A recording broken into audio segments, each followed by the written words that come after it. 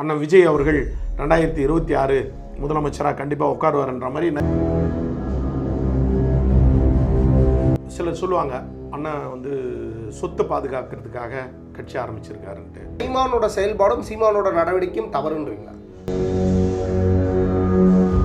So இப்போ மறைமுகமாக TVK தலைவர் விஜய் அவர்களை குறிப்பிடுறீங்க இல்லையா? அதெல்லாம் வந்துட்டு அரசியலுக்கு வர்றதுக்கு வந்துட்டு எவ்வளோ விமர்சனங்களை நான் பார்த்தோம்.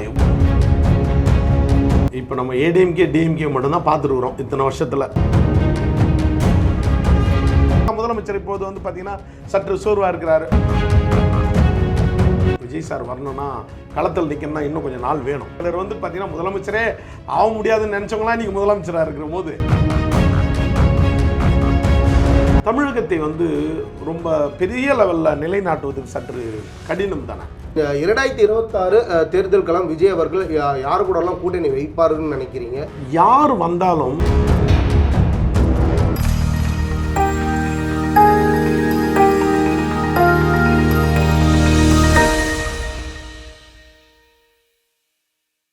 சினிமா ஸ்டார் நேயர்களுக்கு வணக்கம். இன்னைக்கு நம்ம கூட இணைஞ்சிருக்கிறது யார் அப்படின்னா மண்ணின் மைந்தர்கள் கழகத்தோட நிர்வாக தலைவர் சேனாதிபதி டாக்டர் ஆசா செல்வராஜ் அவர்கள் நம்ம கூட இணைஞ்சிருக்காங்க. வணக்கம் சார். வணக்கம் சார். எப்படி சார் இருக்கீங்க? நலமாக இருக்கிறேன். நீங்கள் நல்லா இருக்கீங்களா? நல்லா இருக்கு சார். இப்போ ஆதவ் அர்ஜுனா பாமக இணையத்துக்கான வாய்ப்புகள் இருக்குன்னு சொல்கிறாங்க. ஒரு சிலர் வந்து டிவிகேல இணையத்துக்கான வாய்ப்புகள் இருக்குன்றாங்க. ஆதவ் அர்ஜுனாவோட நோக்கம் என்னவாக இருக்கும்னு நினைக்கிறீங்க? எந்த கட்சியோட இணையத்துக்கான வாய்ப்புகள் இருக்குது? ஆதவ் அர்ஜுனா வந்து பார்த்தீங்கன்னா ஒரு கிறிஸ்தவர். இன்றைக்கி கிறிஸ்துவத்தை முன்னெடுத்து செல்வதற்கு ஒரு தலைவர்கள் தமிழகத்தில் இல்லை. அவர் ஒருவேளை தன்னிச்சையாக கூட ஒரு கட்சியை வந்துட்டு ஆரம்பிக்கலாம், அதுக்கான வாய்ப்பு இருக்கிறதாகவும் சொல்கிறாங்க சில மீடியாக்களில் நான் பார்த்துட்டு இருக்கேன். ஒருவேளை அந்த மாதிரி அவர் வந்துட்டு ஒரு கட்சியை ஆரம்பித்து அவர் விஜய் சாரோடு கூட கூட்டணி வைக்கலாம், இல்லை பாமகவோட கூட்டணி வைக்கலாம், இல்லை வந்துட்டு மத்திய அரசோடு கூட கூட்டணி வைக்கலாம். இதே ஆதவ் அர்ஜுனா இன்னும் 5 வருஷம் காலம் பொறுத்து கூட டிஎம்கே கூட கூட்டணி வைக்கலாம். இன்றைக்கி எவ்வளோ பேசுகிறவங்க, எவ்வளோ திட்டுறவங்க, எவ்வளோ தூத்துறவங்க திடீர்னு நேரத்துக்கு ஏற்ற மாதிரி என்ன பண்ணிக்கிறாங்க, கூட்டணி வச்சுக்கிறாங்க. அதில் விசிகா தலைவர் தொல் திருமாவளவையும் சேர்த்துக்கலாம் இந்த ஒரு விவாதத்தில் இல்லையா?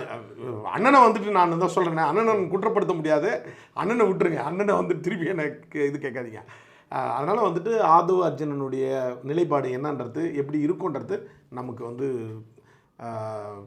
யோசிக்க முடியாத ஒரு சூழல். அண்ணன் இந்த 2026 தேர்தல் களம் விஜய் அவர்கள் யாரு கூடலாம் கூட்டணி வைப்பாருன்னு நினைக்கிறீங்க? இன்கேஸ் உங்களுக்கு அதுக்கான ஒரு வாய்ப்பு அமைஞ்சால் நீங்கள் விஜய் கட்சியோட கூட்டணி வைப்பீங்க? ஆனால் 100% எனக்கு வந்து இந்த தலைவர் தான் முக்கியம், அந்த தலைவர் தான் முக்கியன்றது இல்லைண்ணா. எங்களுடைய மக்களுக்கு யார் வந்தால் ஏழை எளிய மக்களுக்கு உதவி செய்வார்களோ அவர்களோடு நாங்கள் கூட்டணி வைப்பதற்கு மண்ணின் மைந்தர்கள் கழகம் தயாராக இருக்கிறோம். விஜய் அவர்கள் நீங்கள் நினைக்கிற மாதிரி உங்களோட மண்ணின் மைந்தர் கழகத்துக்காக இருக்கட்டும், இல்லை மக்களுக்காக இருக்கட்டும், பல நலத்திட்டங்களை கொண்டு வருவாங்க ஒரு நம்பிக்கை உங்களுக்கு இருக்கா? அவர் கையில் ஆட்சி கிடைச்சா இந்த நாட்டுக்கான ஒரு முன்னேற்ற பாதையை நோக்கி பயணிக்க முடியுன்ற ஒரு நம்பிக்கை இருக்கா? இல்லை, ஆக்சுவலாக என்னென்னு கேட்டிங்கன்னா, யார் வந்தாலும் தமிழகத்தை வந்து ரொம்ப பெரிய லெவலில் நிலைநாட்டுவதற்கு சற்று கடினம் தானே. ஏன்னா இங்கே எல்லா ஸ்டேட்டை நீங்கள் எடுத்துங்க, நம்முடைய தமிழ்நாட்டை எடுத்துக்கிட்டிங்கன்னா இங்கே படித்தவன் மிகவும் புத்திசாலிலாம் நம்ம தமிழ்நாட்டில் இருக்கான். சொல்லுவான், ஆஹா நான் அவருக்கு தான் பண்ணுவேன், இவருக்கு தான் பண்ணுவேன் என்ற மாதிரிலாம் எல்லாம் சொல்லுவாங்க. ஆனால் நடைமுறையில் வந்து ஏட்டு சுரக்கா கூட்டுக்கு உதவாதுன்ற மாதிரி அது நடைமுறையில் அது இருக்காது. ஒருவேளை அவர் அண்ணன் விஜய் அவர்கள் 2026 முதலமைச்சராக கண்டிப்பாக உட்காருவார்ன்ற மாதிரி நிறைய ஊடகங்கள் நிறைய பேர் வந்து பேட்டிலாம் கொடுத்துட்ருக்காங்க. அது அவர் உட்காரும்போது நம்ம பார்க்கலாமே. ஸோ இப்போ முக்கியமாக வந்து பார்த்தீங்கன்னா சீமான் அவர்கள் பல கருத்துக்களை முன் வச்சு இப்போ தொடர்ந்து குரல் கொடுத்துட்டு வந்திருக்காங்க. அதுலேயும் முக்கியமாக சீமான்கிட்ட எல்லாருமே ஒரு பக்கம் அவரை ரசிக்கிற விஷயம் என்ன அப்படின்னா, ஒரு தைரியமாக ஆளும் கட்சியாக இருக்கட்டும், இல்லை எந்த கட்சி தவறு பண்ணாலும் எதிர்த்து குரல் கொடுக்குற ஒரு நபராக நம்ம பார்க்குறோம். ஒரு தைரியமுள்ள தலைவராக பார்க்குறோம், ஒரு தமிழினத்தோட ஒரு தலைவராக பார்க்குறோம். ஆனால் எனக்கு இந்த மண்ணின் மைந்தன் கழகத்தோட தலைவராகி நீங்கள் எல்லா கட்சிகளோடையும் ஒரு சமரசமாக போகிற மாதிரியே எனக்கு இருக்குது. பார்வையாளர்களுக்காக இருக்கட்டும், இல்லை என்னோட தனிப்பட்ட கருத்தாகவே நான் முன்வைக்கிறேன். அப்படி இருக்கும் பட்சத்தில் எப்படி வந்து ஒரு மக்களுக்காக குரல் கொடுக்குற ஒரு நபராக, ஒரு தலைவராக உங்களை நாங்கள் முன்வைக்கிறது? அது எந்த தலைவராக இருந்தாலும் சரி, எங்களுடைய மக்கள், நான் சமரசமாக இருந்தேன்னா தான் எங்களுடைய மக்கள், என்னை நம்பி இருக்கிற மக்கள், எங்களுடைய இங்கே தமிழ்நாட்டில் இருக்கிற மக்கள் சமரசமாக இருக்க முடியும். நான் சண்டை போட்டுன்னு இருந்தேன்னா டீ கடையில் வேறு கட்சிக்காரனோ நம்ம கட்சிக்காரனோ சண்டை போட்டுக்கிட்டு இருப்போம் தேவையில்லாததுக்கு. நான் கூட என்னுடைய கோரிக்கையில் நான் நிறைய கோரிக்கையில் சொல்லியிருக்கேன். எங்களுடைய கட்சி இதில் டிஜிட்டல் பேனர் வைக்கக்கூடாதுன்னு சொல்லியிருக்கேன். என் கட்சி சார்பாக விளம்பரம் நீ அப்படி தான் கட்சியை விளம்பரப்படுத்தணுன்ற அவசியம் இல்லைன்னு சொல்லியிருக்கேன். ரெண்டாவது, நீ கொடிக்கம்பம் வந்துட்டு கஷ்டப்பட்டு நீ ஏற்றணுன்ற அவசியம் இல்லைன்னு சொல்லியிருக்கேன். வால் போஸ்டிங் வாங்கின்னு போயிட்டு போஸ்ட் அடிச்சு ஓட்டுறது இந்த மாதிரி விஷயம்லாம் நீ பண்ணக்கூடாதுன்னு சொல்லியிருக்கேன். அப்போ எப்படி கட்சி வளரும்னு நீங்கள் கேட்கலாம். கட்சி வளர்னாலும் பரவாயில்ல, நீ போய் கஷ்டப்பட்டு குழந்தைகிட்ட இருக்கிற அண்ணா கயிறையும் குழந்தைகிட்ட இருக்கிற கொலுசையும் பொண்டாட்டிக்கு மூக்கில் இருக்கிற மூக்குத்தியும் நம்மக்கிட்ட இருக்கிறவங்க வந்து பார்த்திங்கன்னா எல்லாம் பெரிய கோட்டீஸ்வரர்கள் நம்முடைய கட்சியில் இல்லை. நம்முடைய கட்சியில் இருக்கிறவங்க எல்லாம் வந்து பார்த்திங்கன்னா அன்றாட காட்சிகள் தான் நம்முடைய கட்சியில் இருக்கிறாங்க. அப்படிப்பட்டவர்கள் நான் திட்டவட்டமாகவே சொல்லியிருக்கிறேன், நீங்கள் இப்படிலாம் பண்ணவே கூடாது, அப்படி பண்ணுறவங்க நீங்கள் வரவே கூடாது, என் கட்சிக்கு நம்ம கட்சிக்கு நான் வரவே கூடாதுன்னு சொல்லியிருக்கேன். அதனால் வந்து பார்த்திங்கன்னா என்னுடைய கொள்கைன்றது வேறண்ணா, என்னுடைய கொள்கை என்னுடைய கோட்பாடுன்றது வேறு. இப்படி இருந்தால் தான் இப்படி நம்ம வந்துட்டு யாருமே சீமானோட செயல்பாடும் சீமானோட நடவடிக்கையும் தவறுன்றீங்களா? தவறுன்னு சொல்ல முடியாது. அவருக்கு தோன்றியதை அவர் பேசுகிறார். எல்லா இடத்துலையுமே வந்து பார்த்திங்கன்னா அவருக்கு வந்து தோன்றியதை, அவர் படித்ததை அவர் பேசுகிறார். அதே போல் இப்போ நான் ஒரு பொதுக்கூட்டத்துக்கு போகிறேன்னா எனக்கு என்ன டைட்டில், நான் இடத்துக்கு ஏற்ற மாதிரி நான் பேசி தான் ஆகணும். இப்போ காவல்துறை எதிர்ப்புனா அந்த காவல்துறைக்கு ஏற்றால் போல் கண்டனம் உரையை நான் ஆற்றி தான் ஆகணும். வேறு ஏதாவது ஒரு பிரச்சனை நானும்போது அவர்களுக்கு ஏற்றால் போல் நான் பேசி தான் ஆகணும். ஆகவே இடத்துக்கு ஏற்றால் மாதிரி பேசுகிறவன் தான் ஒரு நல்ல ஒரு தலைவனாக இருக்க முடியும். ஆகவே அவருடைய அண்ணனுடைய இனத்துக்காக பேசுறதை விட மக்களுக்காக குரல் கொடுக்க இனம்ன்றது வேற இல்லை. நான் என்ன கேட்குறேன்னா, இது இரண்டை விட வந்து பார்த்தீங்கன்னா நம்மளோட சுயநலத்துக்காக பேசுறது சரின்றீங்களா? சுயநலமே கிடையாது. சுயநலம் நான் இருக்கிற மாதிரி தான் இன்றைக்கி அண்ணனோடு நான் உட்காந்து பேசிகிட்டு இருக்க மாட்டேன். நான் என்னுடைய பேச்சை வந்துட்டு ஒரு வேளை நீங்கள் ஒரு சேஃபர் ஜோன்லேயே இருக்கிற மாதிரி இருக்குது. இல்லை, நான் என்ன கேட்குறேன்னா, ஒரு மக்களுக்காக குரல் கொடுக்காத தலைவன் எந்த வகையில் தலைவனாக இருக்க முடியும்? ஒரு இனத்திற்காக குரல் கொடுக்காத தலைவன் எந்த அளவுக்கு அந்த இனத்துக்கு தலைவனாக ஆக முடியும்?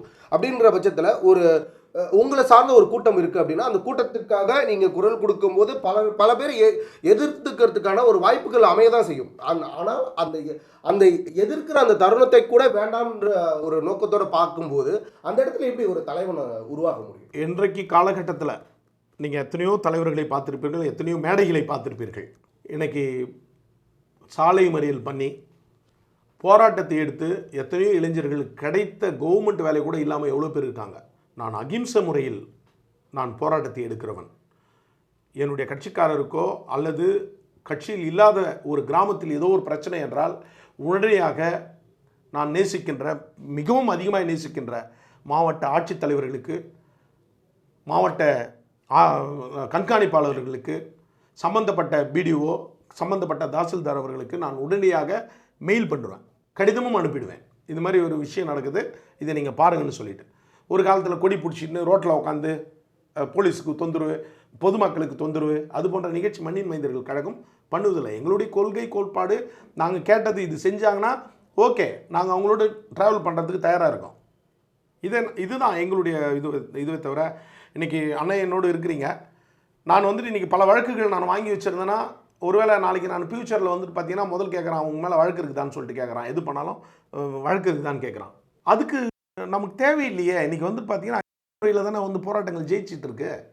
இன்றைக்கி மீடியா மூலிமா எவ்வளோ ஸ்ப்ரெட் ஆகுது, மீடியா மூலமாக எவ்வளோ தெரிய வருது, எல்லாருக்கும் தெரிய வருது இல்லையா? அதனால் எந்த தலைவர்களை பற்றியும் நான் எல்லாமே தலைவர்கள் தான். இன்றைய காலகட்டத்தில் வந்து தமிழகத்தில் நிறைய கட்சிகள் இயங்கிட்டு வருது, அதில் பல தலைவர்கள் இருக்கிறாங்க.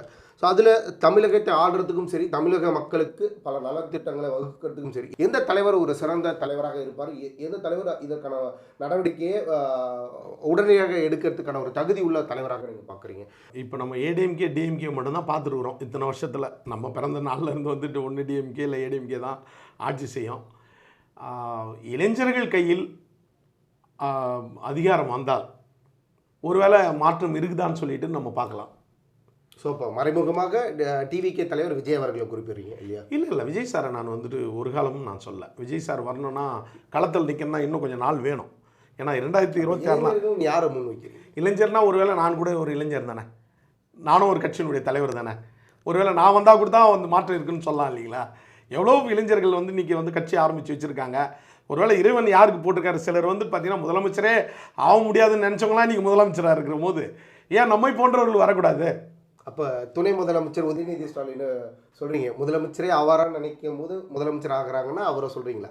உதயநிதி சாராக இருந்தாலும் சரி, மதிப்புக்குரிய விஜய சகோதரராக இருந்தாலும் சரி, நானாக இருந்தாலும் சரி, இல்லை வேறு யாராக இருந்தாலும் சரி, இளைஞர்களுக்கு வாய்ப்பு இருக்கும் பட்சத்தில் ஒருவேளை அவங்க கொஞ்சம் ஆக்டிவாக ஓடுறதுக்கு இப்போ மண் சரிவு ஏற்பட்டுச்சுன்னா உடனடியாக சென்று பார்க்கின்றார்கள். ஏன்னா முதலமைச்சர் இப்போது வந்து பார்த்திங்கன்னா சற்று சோர்வாக இருக்கிறார். அவருடைய வயது மூப்பு காரணமாக அவரால் வந்து நிறைய இப்போ பண்ண முடியாத ஒரு நிலைமையில் இருக்கார். ஒருவேளை பிஜேபி தலைவர் அண்ணாமலையை குறிப்பிடுறீங்க இல்லையா? இதை நான் சொல்கிறேன், இளைஞர்கள் தான் அண்ணாமலை அண்ணாலும் இருந்தாலும் சரி, யாராக இருந்தாலும் சரி, இளைஞர்கள் வந்து எந்த கட்சியும் இளைஞர்கள் பாரபட்சம் இல்லாமல் நான் அரவணைக்க அரவணைக்க நான் ரெடியாக. இளைஞர்களுக்கு வாய்ப்பு இருந்தால் நல்லாயிருக்கும். இப்போ நீங்கள் அண்ணன் ஒரு இளைஞனாக இருக்கிறதுனால தான் என்னை இவ்வளோ கேள்வி கேட்குறீங்க. ஒருவேளை வயசானவங்க வந்து பார்த்தீங்கன்னா தத்தி புத்தி தான் வந்துட்டு நீங்கள் போயிட்டுருக்காங்க. அதனால் இளைஞராக இருக்கின்ற இளைஞர் ஒருவர் முதலமைச்சராக வரும்போது தான் இளைஞர்களுக்கு நிறைய வாய்ப்பு கிடைக்கும் சட்டமன்றத்தில். அப்போ மண்ணின் மைந்தர் கழகத்தில் வந்து பார்த்தீங்கன்னா அதிகமான இளைஞர்களுக்கான தான் முன் உரிமை உண்டு. ஆமாம், அதனால தானே நான் எல்லாத்தையுமே கேட்டுட்ருக்கேன். இளைஞர்களுக்கு வந்துட்டு வேலை வாய்ப்பு கேட்டுட்ருக்கேன், இளைஞர்களுக்கு தேவையான எல்லா வசதி வாய்ப்புகளையும் கேட்டுருக்கேன். நான்லாம் வந்துட்டு அரசியலுக்கு வர்றதுக்கு வந்துட்டு எவ்வளோ விமர்சனங்களை நான் பார்த்தோன்னா, எவ்வளோ செய்யாத தவறுகளுக்கெல்லாம் வந்து பார்த்திங்கன்னா என் மீது நிறையா அவதூறுகள் எல்லாத்தையும் வந்து சமாளித்து தான் நம்ம வந்துட்டு இருக்கோம். நீங்கள் வந்துட்டு அண்ணன் என்னென்னா கேட்டிங்கன்னா நான்லாம் வந்துட்டு அழுதுகுன்னு பேட்டு கொடுக்குற அளவுக்குலாம் சூழல்கள்லாம் இருக்குது. ஆனால் நான் அதை வந்து ரொம்ப பெருசாக நான் பொறுப்பெடுத்துக்கல. இறைவன் எதற்காக என்னை இந்த பூலோகத்துக்கு எடுத்துன்னு வந்தாருன்னு தெரியாது. ஆனால் முடிஞ்ச அளவுக்கு என்னால் முடிஞ்சதை நான் போராடிக்கிட்டு இருக்கேன். என்னால் முடிஞ்சதை செய்யணும். நான் வந்து மீண்டும் நான் உங்ககிட்ட இங்கே இதை பார்த்துக்கிட்டு இருக்க எல்லாருக்கும் நான் சொல்கிறது என்னென்னா, நான் மிகப்பெரிய வசதியான குடும்பத்தை சார்ந்தவன் இல்லை. நான் ரொம்ப அடிப்படையில் நான் ரொம்ப ஏழ்மையான குடும்பத்தை சார்ந்தவன் தான். இன்றைக்கி ஏதோ சில மக்களுக்கு என்னால் முடிஞ்ச உதவிகளை நிறைய பிள்ளைங்களை படிக்க வைக்கிறது, நிறைய இவங்களை உருவாக்கிட்டு இருக்கேன், வழக்கறிஞர்களை உருவாக்கிட்டு இருக்கேன். நிறைய பிள்ளைங்களை வந்து பார்த்திங்கன்னா டிகிரி படிக்க வச்சுட்ருக்கோம். முடிஞ்சதை வந்துட்டு பண்ணிகிட்ருக்கோம். அவங்களுக்கு வந்துட்டு பார்த்திங்கன்னா எது பொய்யான ஒரு வாக்குறுதியை நான் எல்லா ஃபீஸும் நான் கட்டுறேன்லாம் இல்லை. அவங்க 30,000 ஃபீஸ்ன்னு கட்டினா என்னால் முடிஞ்ச ஒரு 5,000 6,000 நான் கொடுக்குறேன், அவ்வளோதான். இல்லை நான் எல்லாமே கட்டிடுறேன், நான் எல்லாமே பார்த்துறேன்ற தகவலோ இல்லை எதுவுமே நான் சொல்ல விரும்பலை. ஆகவே எனக்கு ஏதாவது ஒரு வாய்ப்பு சட்டமன்றத்துக்கு செல்வதற்கு வாய்ப்பு எனக்கு கிடைக்கும் என்று சொல்லி நான் எதிர்பார்க்குறேன். அந்த சட்டமன்றத்தில் அந்த வாய்ப்பு எனக்கு கிடைக்குமானால் நிச்சயமாக இந்த கோரிக்கை நான் அண்ணங்கிட்ட வச்ச எல்லா கோரிக்கையும் நான் கண்டிப்பாக அந்த இடத்துல பதிவு செய்வதற்கான ஒரு வாய்ப்பு கிடைக்கும். நிறைவாக ஒரே ஒரு கேள்வியோட முடிக்கிறேன். இன்றைக்கி வந்து ஒரு தனிப்பட்ட நபராக இருக்கட்டும், இல்லை ஒரு பொலிட்டீஷியன் ஃபேமிலியிலேருந்து வந்தவங்களாக இருக்கட்டும், இல்லை ஒரு சினிமா துறையிலேருந்து வந்தவங்களாக இருக்கட்டும், அனைவருமே வந்து இந்த கட்சி அப்படின்ற ஒரு விஷயம், ஒரு ஆட்சி மேலே ஒரு ஈர்ப்பு இருந்துக்கிட்டே தான் இருக்குது. ஒவ்வொருத்தரும் ஒவ்வொரு விதமான கட்சிகள் ஆரம்பிக்கிறாங்க. ஆனால் இது எல்லாத்துக்குமே பின்புலம் என்னவாக இருக்குது அப்படின்ற ஒரு கருத்து மக்கள் மத்தியில் நிலவுது. அப்படின்னா பணம் சம்பாதிக்க மட்டும்தான் கட்சிகள் இங்கே இயங்குது, மக்களுக்காக இல்லைன்ற ஒரு கருத்து வந்து இங்கே மக்கள் மத்தியில் நிலவிட்டுருக்கு. உங்கள்கிட்ட இந்த நேரடியான கேள்வியை உங்கள் மூலமாகவே நான் இந்த மக்களுக்கான ஒரு பதிலாக இருக்கும் நான் நம்பி இந்த கேள்வி வைக்கிறேன். இப்போ உள்ள கட்சிகள் எதற்காக ஆரம்பிக்கப்பட்டிருக்கு? இல்லை ஒருவேளை மக்களோட எண்ணங்களில் இருக்கிற மாதிரி இது பணத்துக்காக மட்டும்தான் இந்த கட்சிகள் இயங்குதா? ஒருவேளை நிறைய பேருடைய கருத்து இருக்கலாண்ணே. மண்ணின் மைந்தர்கள் கழகத்தின் சார்பாக நான் கொடுக்குற கருத்து, என்னுடைய எல்லா ஸ்டேட்மெண்ட்டும் நான் அண்ணங்கிட்ட இப்போ ஓப்பன் இதில் நான் கொடுக்குறேன். சிலர் சொல்லுவாங்க அண்ணன் வந்து சொத்தை பாதுகாக்கிறதுக்காக கட்சி ஆரம்பிச்சிருக்காருன்ட்டு. எனக்கு ஒரு பிடி மண்ணு கூட என்கிட்ட இல்லை, ஒரு பிடி மண்ணு கூட என்கிட்ட இல்லை. அப்படின்னு பார்த்தீங்கன்னா இந்த புறம்போக்கு நிலம்னு சொல்லுவாங்க பாருங்கள், அந்த மாதிரி ஏதாவது ஒரு 5 சென்ட்டு 10 சென்ட்டு அந்த மாதிரி நம்ம சக்திக்கு அவ்வளோதான் வாங்க முடியும். நான் தான் சொல்லிட்டேன்னா நான் பெரிய கோட்டீஸ்வர குடும்பத்திலேருந்து பிறக்கலை. என்னுடைய அப்பா வந்துட்டு ஒரு பெரிய அரசியல்வாதி இல்லை. எங்கள் அப்பா வந்து சாதாரண ஒரு ரோடு வேலை மேஸ்திரி, ஒரு தார் வேலை மேஸ்திரி. என்னுடைய அப்பா இறந்துட்டாங்க. இப்போ அம்மா மட்டும்தான் இருக்கிறாங்க.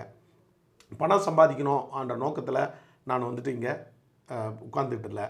பணம் சம்பாதிக்கணுன்னா அண்ணனை போன்ற தெரிந்த நண்பர்கள் மூலமாக ஏதாவது அவங்க ஹெல்ப் பண்ணுவாங்க.